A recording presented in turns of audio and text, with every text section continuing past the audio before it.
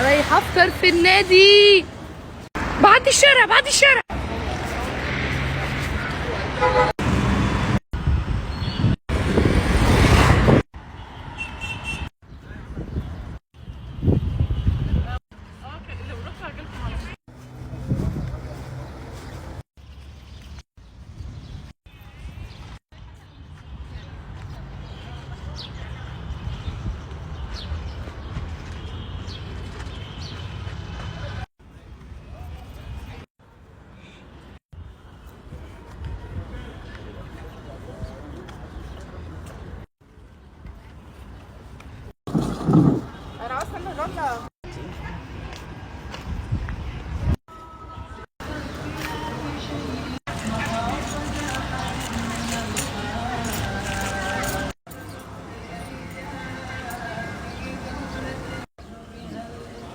counting down.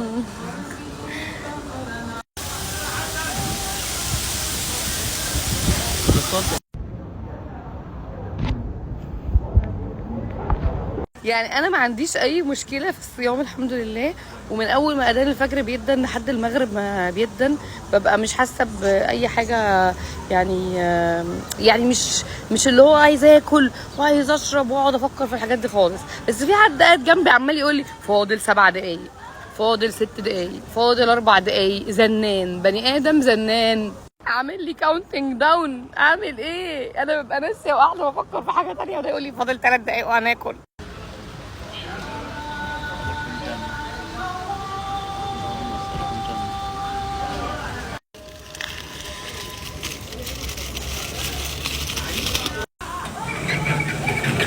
الدنيا بتمطر، الدنيا بتمطر بتمطر.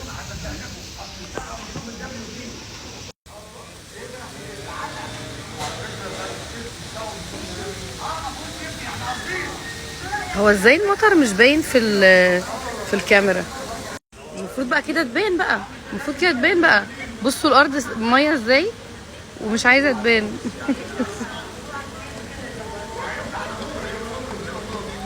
والله العظيم 3 احساس بسم الله ما شاء الله.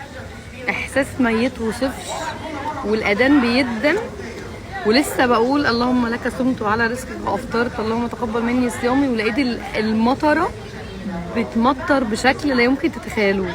اقسم بالله العظيم احساس حلو قوي قوي الحمد لله. نعم الاكل كان هيبوظ والميه بصوا بس ما بصش الحمد لله.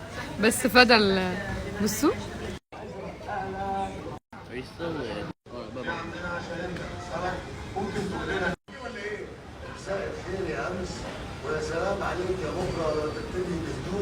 يا جماعه الموضوع كبر.